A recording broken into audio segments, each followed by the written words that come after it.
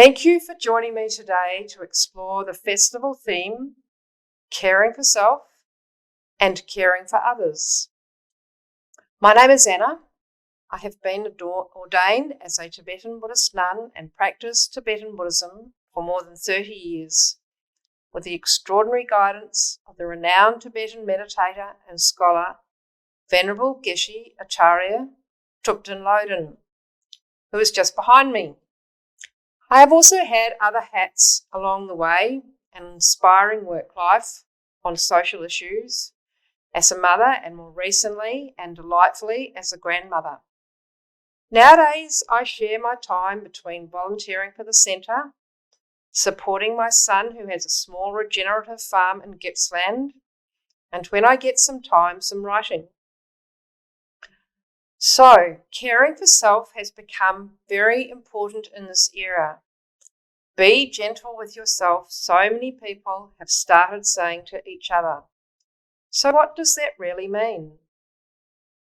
In modern psychology, it is recognised that when we care for ourselves, we are better placed to care for others. By being gentle with ourselves, we will know how to treat others gently too. From the ancient Buddhist perspective, more than 2,500 years old, it is a big topic with lots of aspects to explore. Caring for others requires caring for ourselves, explains His Holiness the 14th Dalai Lama of Tibet. At one level, it seems obvious. We don't care for ourselves, we won't have enough health, energy or resources to help ourselves, let alone help others. At another level, for some people, caring for oneself is a tough job. There is just so much going on in their lives, there seems no space for self-care. The relentless needs of children, elderly parents, the need to work and maintain a job, challenging family members, and the endless juggling of priorities. And yet, from another perspective, even if we are caring for ourselves, is it helpful caring? What does the self-care mean to us? Can we do more? Are there better ways? And why does it matter? So it can be a far-reaching question, this caring for ourselves. The simple answer is, the more quality we exercise in our care for ourselves, our body and mind, skillfully juxtaposed with our priorities, the better it is for us and the better it is for others. So, understanding why we want to care for ourselves is a good starting point. We need some basic care just to survive. But just existing to care for ourselves is too simple and often disconnected from helpful approaches. The more individualistic, every person for themselves, or our group is better than yours approach to life generally ends in sadness, such as isolation, loneliness, frustration, competition for resources, and sometimes even war. Unless there is real purpose for temporarily going it alone, such as a retreat, a meditation retreat or a yoga retreat, or focusing on a project, the approach may be counterproductive and reflect a limited understanding of the nature of life and the causes of happiness.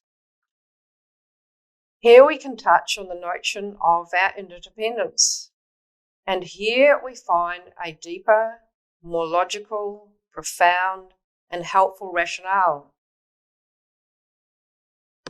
The situation may be very different than we first think. Albert Einstein touched on the differences between an individualistic approach and the reality of interdependence with the following comments. A human being is, this is what he said, a human being is part of the whole called by us universe, a part limited in time and space.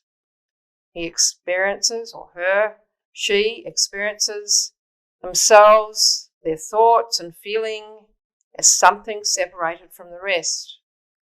A kind of optical delusion of consciousness.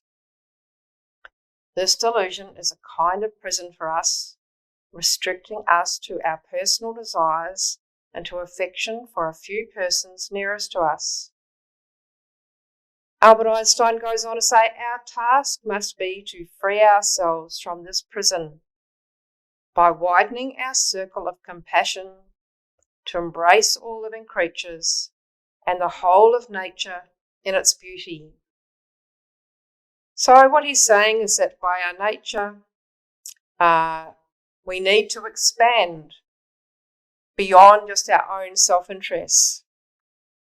So Buddhism teaches that by our nature we are inextricably connected, that we are dependent on others for everything. And from the moment we land on this earth, we are dependent on others for our survival.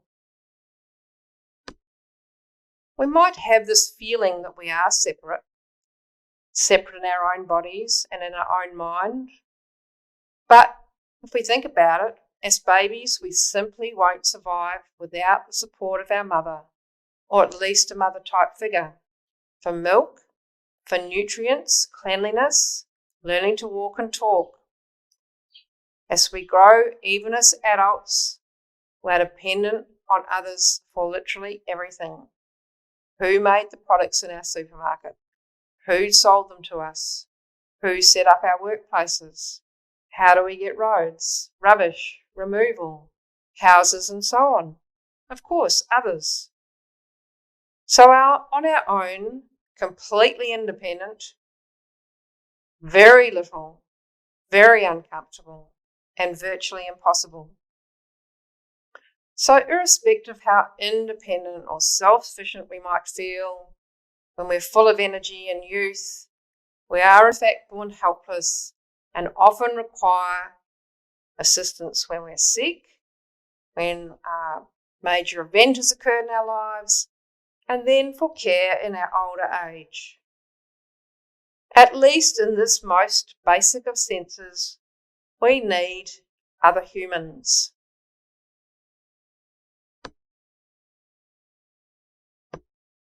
So Geshe Loden, I mentioned earlier, says that everything is a dependent arising. Interdependence is the law of the universe. Therefore, in the Dalai Lama's words, all phenomena from the planet we inhabit, to the oceans, the clouds, the forests and flowers that surround us, arise in dependence upon subtle patterns of energy. Without their proper interaction, they dissolve and decay. And as human beings, we're not above this law. So therefore His Holiness concludes, love and compassion are necessities. They're not luxuries. Without them, humanity cannot survive. So this dependence, the reality and the nature of our interdependence go much deeper than we realise. Despite our material wealth and our excellent healthcare facilities, lack of human connections and this recognition of this connectedness and positive relationships has taken a toll on our mental health. Because human beings are social beings that need nurture, they need love and connection and social fabric to grow and thrive. For example, young children in lockdown have expressed how much they need their friends, how much they're missing their friends. Early in the pandemic, government authorities realised that single people needed a social bubble. And in India, a study showed that even people with very low means would rather pay for mobile access before food. So this caring for each other is in our nature. It's a core human aspect. And with a mind of affectionate, caring love, the heartfelt wish for others' happiness, we can bring benefit no matter how distant we are. In return, does acting selflessly help support our own well-being?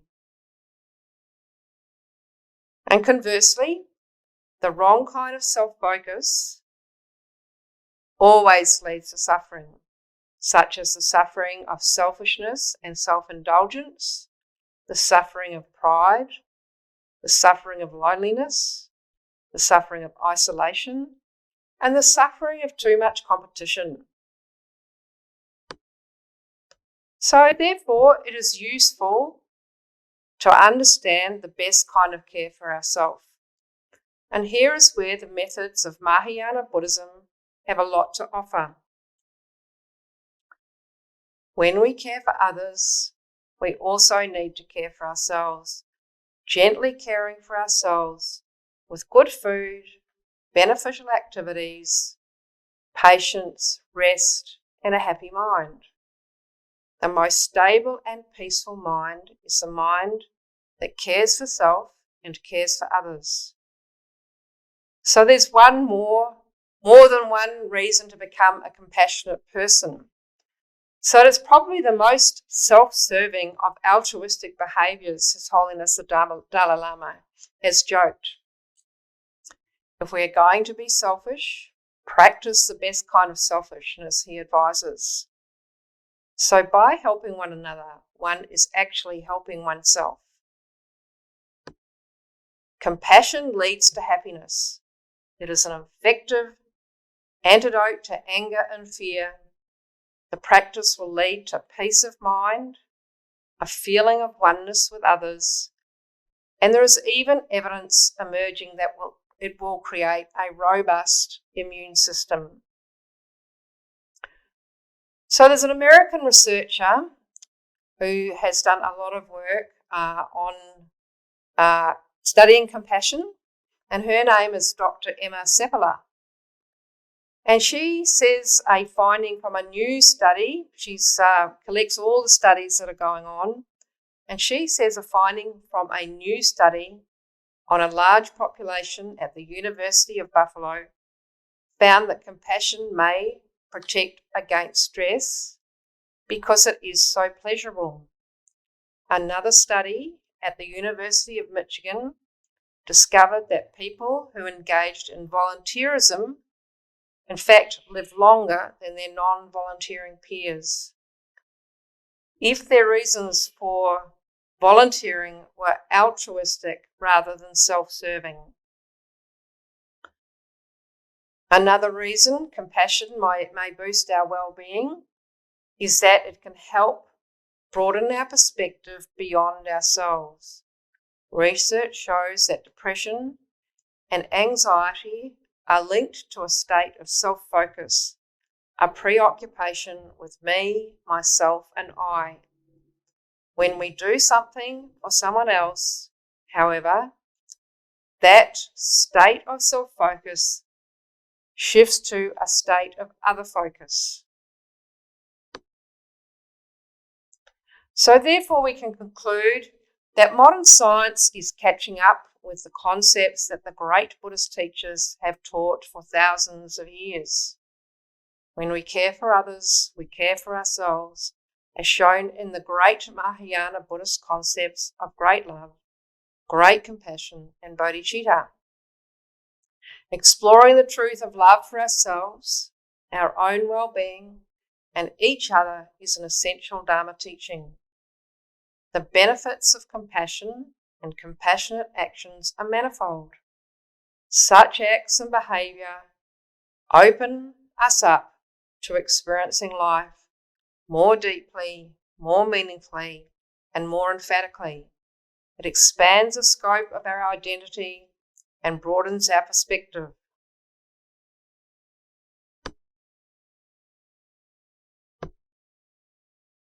So we bring you this talk as the pandemic that we've all been experiencing enters a later phase. And there are so many things that we can learn from this era.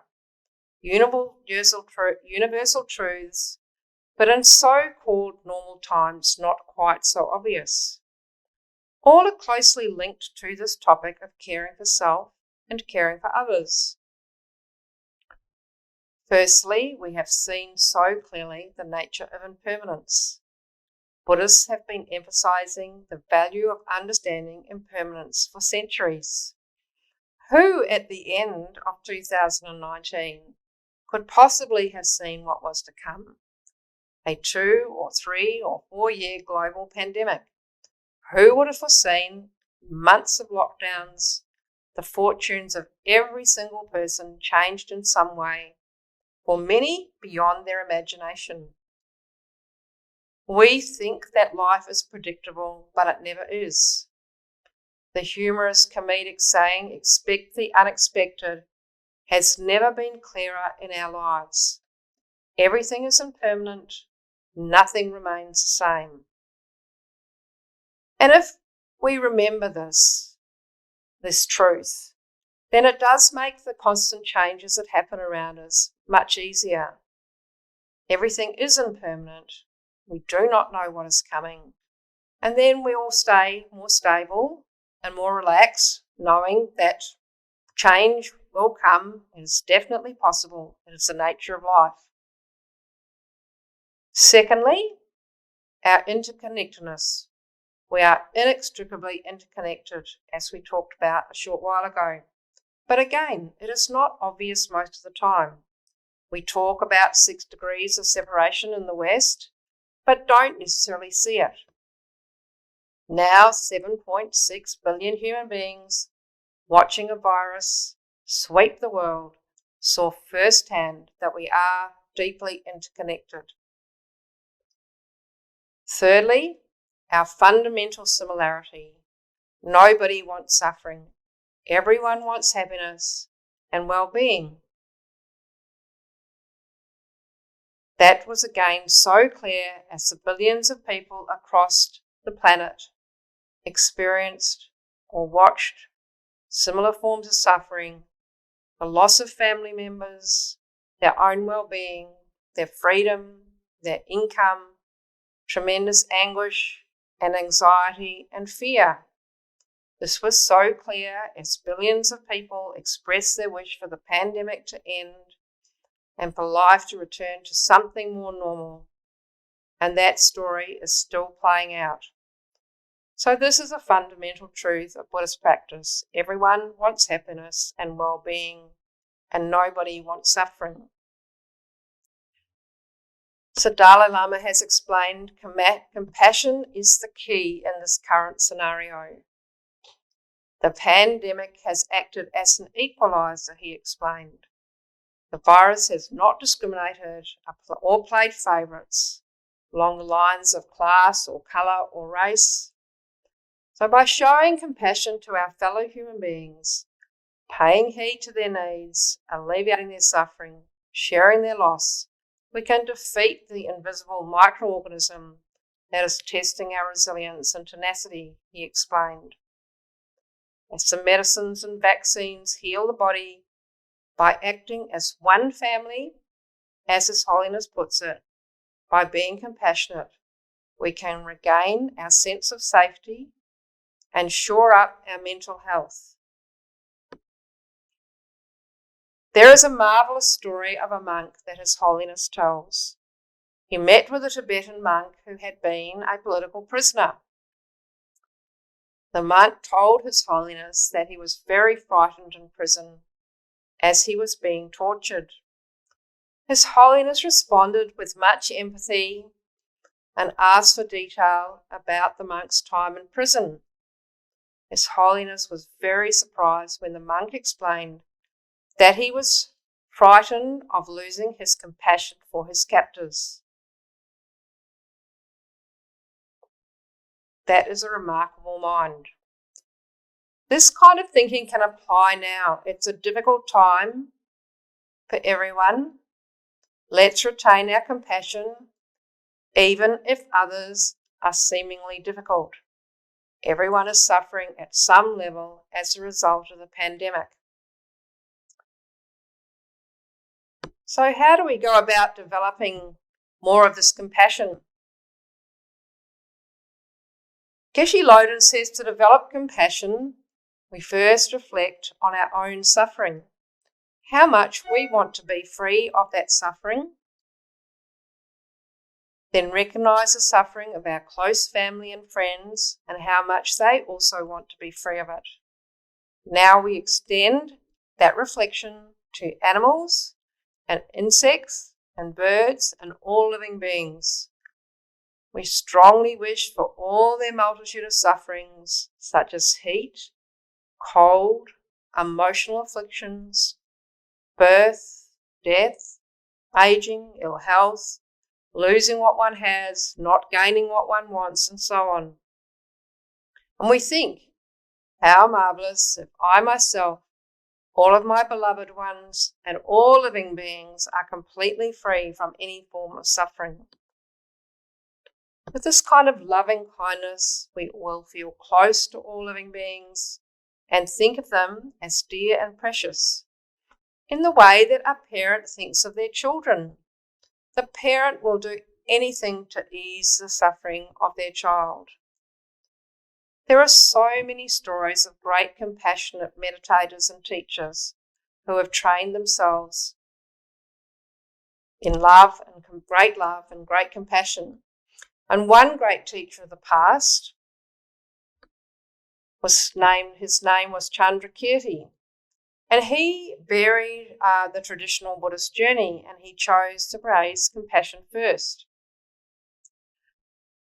So there is, within Buddhism, there is a traditional journey called the Path to Enlightenment, and that goes step by step on how we train our mind to become more and more evolved and more compassionate and kind and loving. That has a particular journey, but he decided that compassion should be the first subject, and the reason was that in the beginning of our spiritual path, he saw it as the seed of awakening the mind. In the middle, it is compassion that motivates us to practice all the stages of a path to enlightenment, to becoming a fully awakened being like Shakuni Buddha. As moisture nurtures the seed, encouraging it to grow into a beautiful plant. And then at the end, it empowers us to help living beings continuously. So here we can adopt this thinking and have compassion for ourselves in this difficult time and compassion for others. But this realization of compassion is not automatic. We need to deal with our negative mental patterns and habits.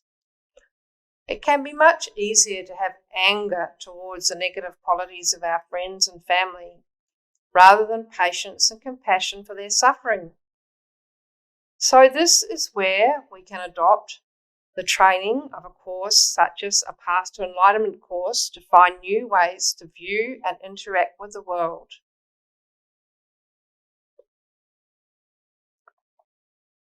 So, commencing on Sunday, the 14th of November, we'll have an introductory course that explores many of these different methods to help us to train, to develop more compassion and wishing for the removal of the suffering of all living beings, developing a mind of great love, and helping us to become more positive and overcoming our negative mental patterns and habits. So on this basis, let's do some meditation and we can explore this marvellous topic of compassion a little more.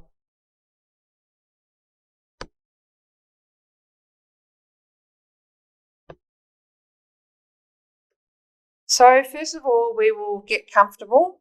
Sitting on a chair is fine for meditation, preferably a chair with a straight back, otherwise you might get sleepy.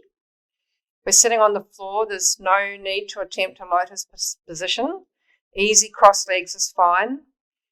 The main feature of a successful meditation practice is to keep a nice straight back. So one method to get ourselves into a good place is to take a deep breath, Raise our shoulders and then let them relax with a sigh. We let our body soften and relax. We can either close our eyes or half close our eyes and bend our head slightly forward. Place the tongue behind the front of the teeth to prevent the build-up of saliva. Rest our hands in a lap, the right hand on top of the left and the tips of the thumbs touching. And then we keep our elbows slightly away from the torso, so that also helps to prevent sleepiness. So what we're going to do is to start by withdrawing from the activities of the day and from our thinking, and do some concentration meditation. Single-pointed, we can call it single-pointed meditation or concentration meditation. And today we'll focus on the breath. So we're just going to, and then after that, we're going to do a visualization meditation that explores the subject of compassion.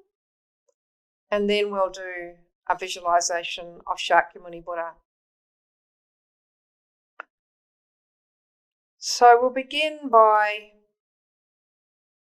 focusing our concentration on the movement of the breath as it enters and leaves the nostrils.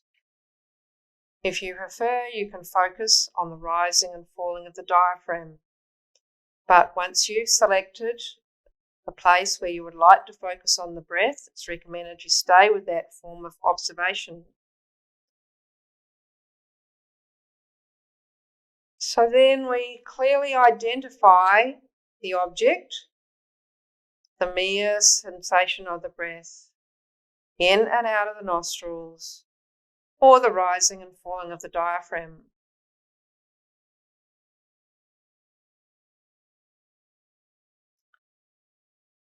And determine that for this part of the meditation, this is the only thing that we will give attention to.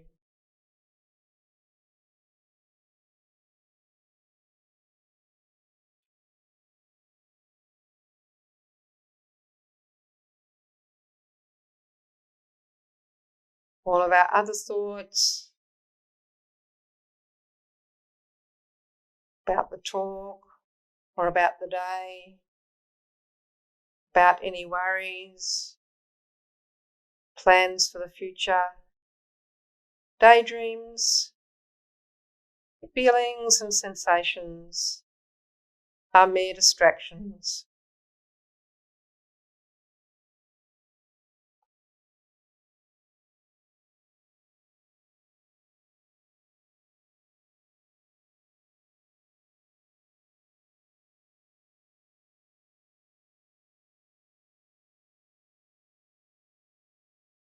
And we just let them go and bring our concentration gently back to the breath.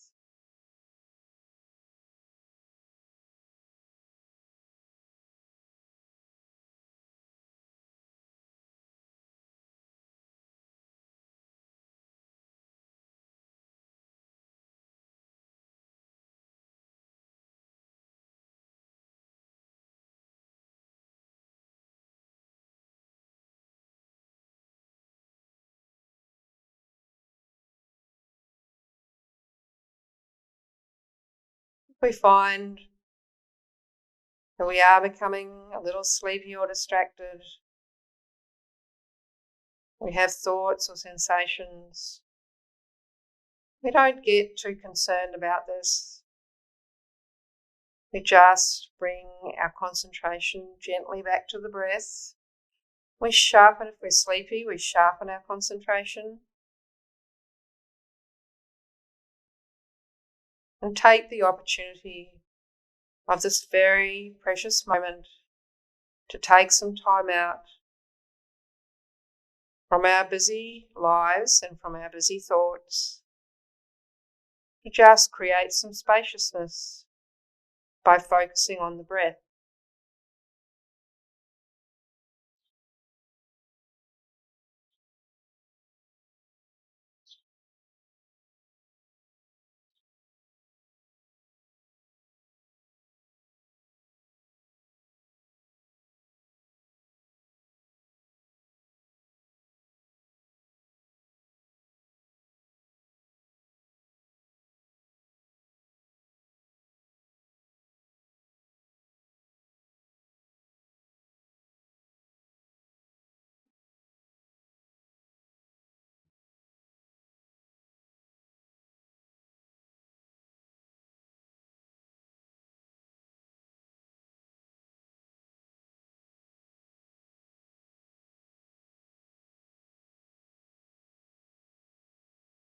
Any thoughts or sensations or sounds that we might hear, just dissolve, just like a rainbow.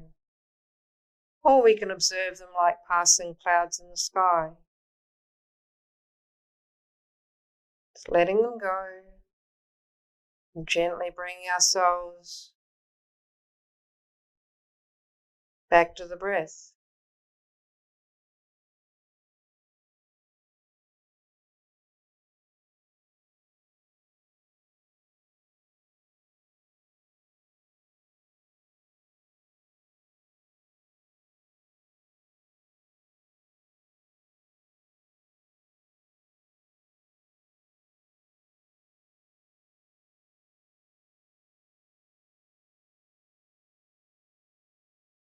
There are so many benefits of a meditation practice and a concentration practice.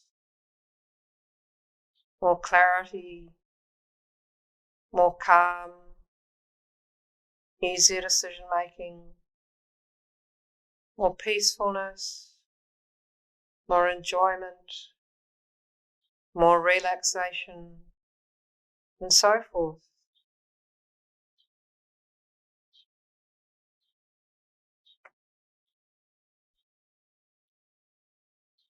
When we practice a few times a week, bringing our attention to the breath, step by step, we'll find our life is easier, smoother, more relaxed.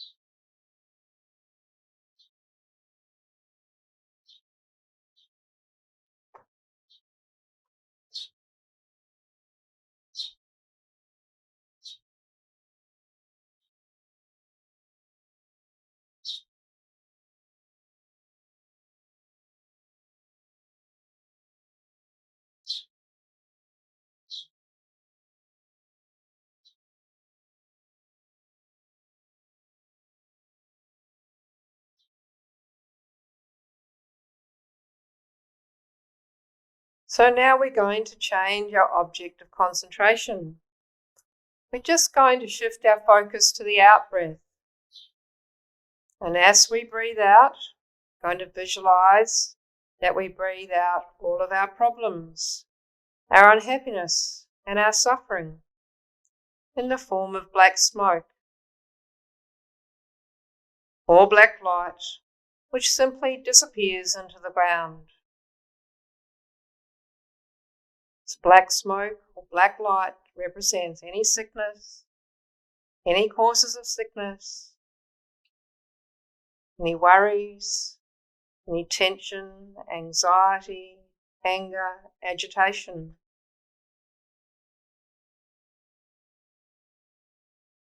All negative states of mind and sources of suffering, such as bad memories about any times we've been hurt, any of our resentments, times we think we have failed in the past, and any accompanying feelings of limitation.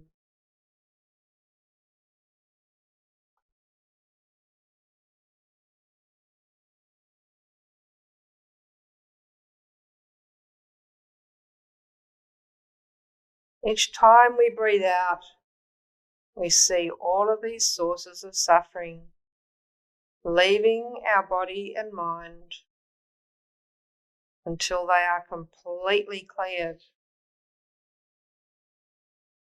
disappearing into the ground in the form of black smoke or black light.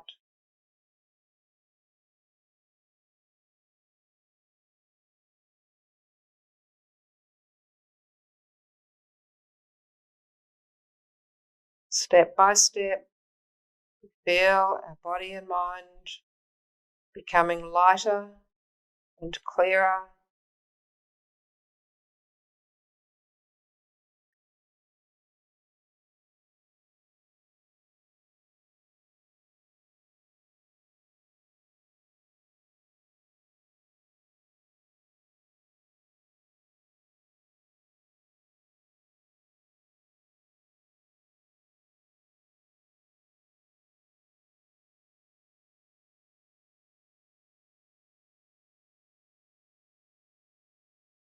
So then we change our focus again. This time we focus on the in-breath. We imagine that each time we breathe in, we take in brilliant, beautiful white light.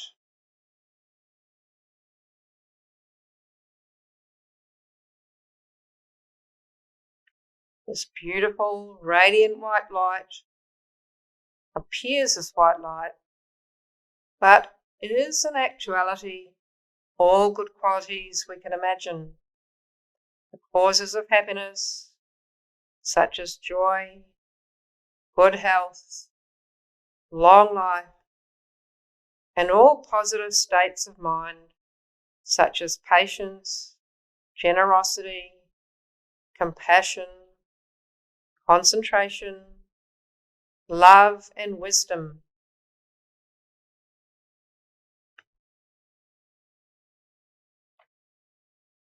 With each in-breath, our body and mind is filled with this light and these qualities until we are completely full.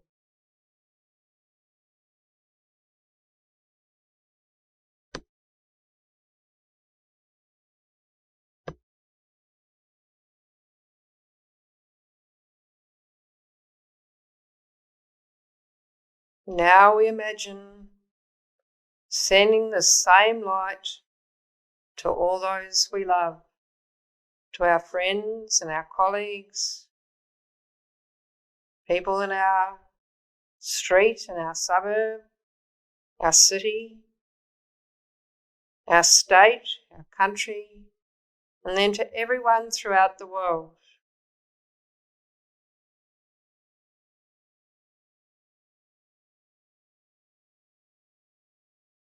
All of their suffering, all of their pandemic experiences are immediately dissolved.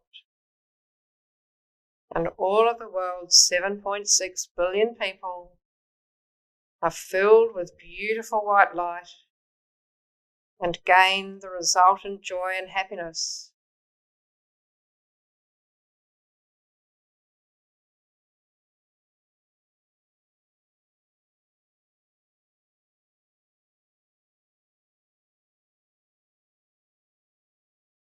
We also feel the happiness that comes with their joy.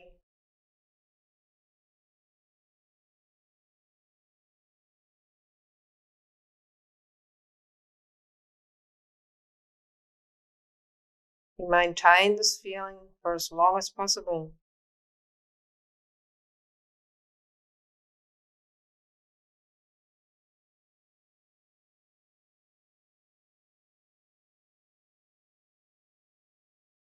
And to reflect on great love, we think, may all living beings, without exception, have happiness and all sources of happiness.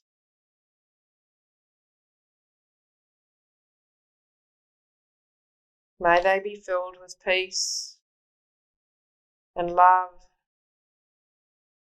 and warmth and kindness and have everything they need for a beneficial life.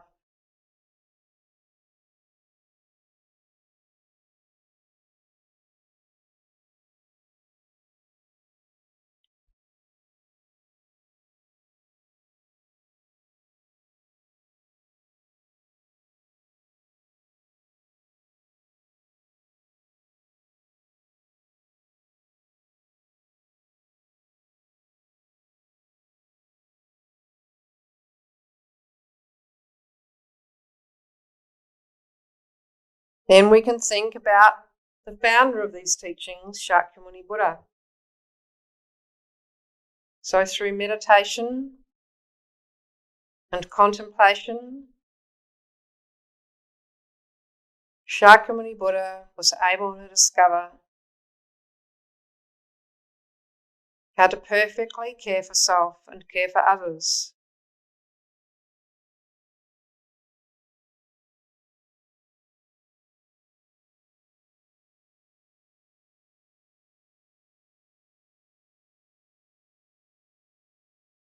So I'll describe the meditation of Shakuni Buddha.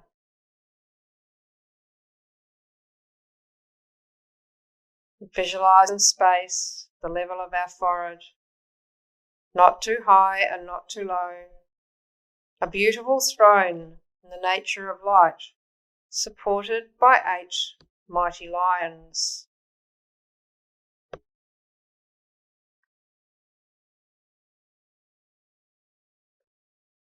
And on top of this throne is a light-natured lotus flower with petals in many varied colours.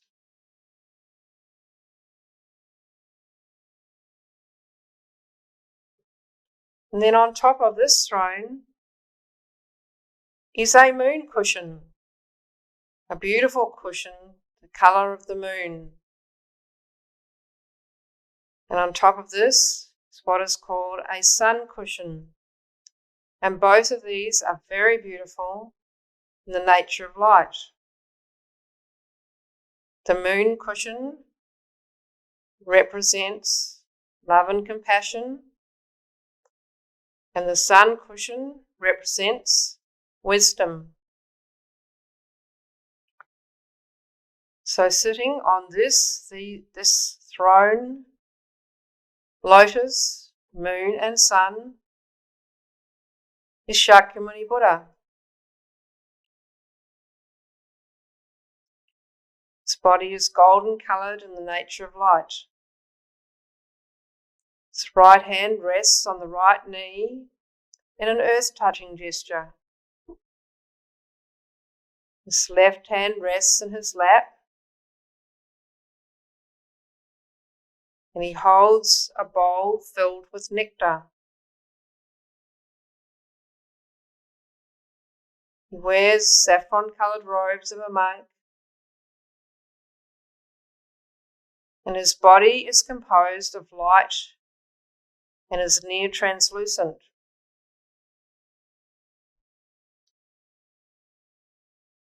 Countless rays of light emanate from Shakuni Buddha.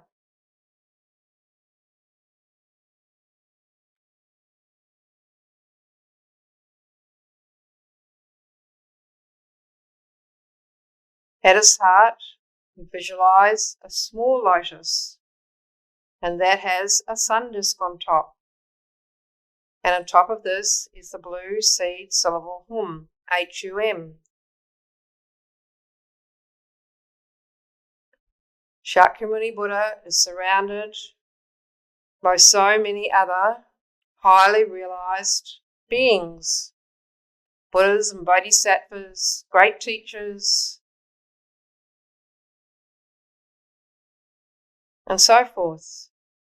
In front of each of these precious teachers, we visualize their teachings as scriptures,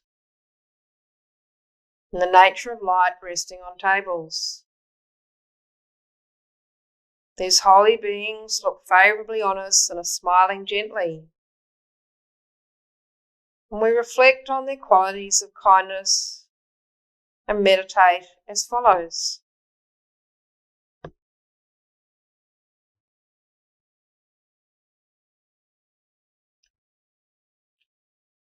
We imagine that seated around us are all other living beings, our family and our dear ones, other people from our street and our country, our colleagues, people from throughout all the world, and then all non-humans visualized in human form.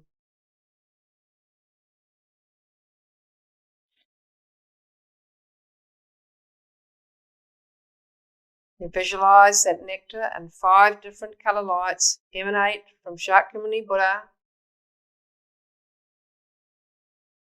and all the great holy beings. White, red, blue, orange and green lights descend from their hearts into the minds and bodies of ourselves and all living beings. The lights purify all negativities created during limitless lifetimes.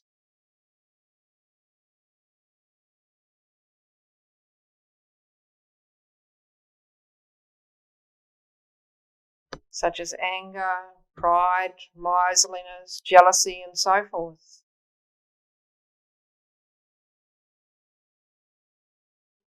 And through the blessings of all the Buddhas and holy beings, our love and compassion are increased.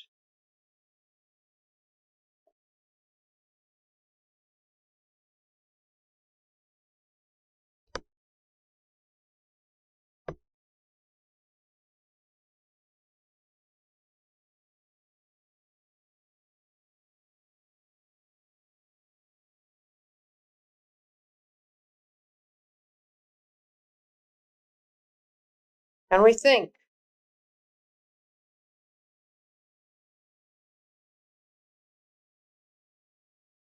that if I too aim to become fully awakened like a great being, such as the Buddha, Shakuni Buddha, or a great being like Chandrakirti,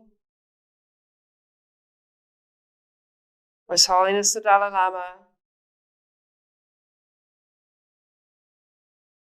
then I too can help many others with love and compassion and generosity, patience, wisdom, concentration, and so on.